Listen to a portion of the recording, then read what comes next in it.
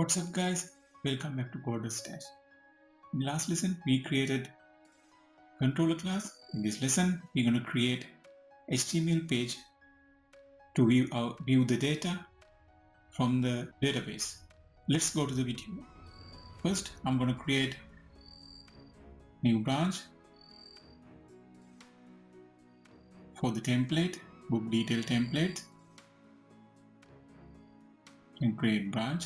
Then I'm going to check out the branch.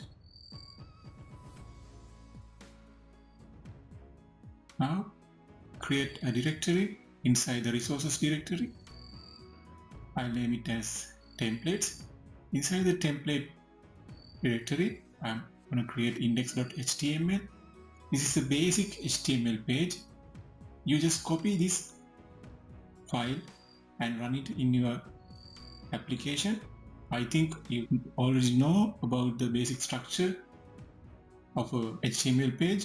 HTML, head, title, and how to create table, button, and all the facts. I'll push this code into the template branch.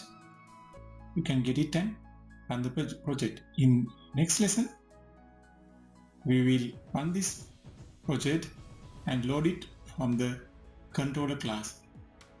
See you in the next lesson.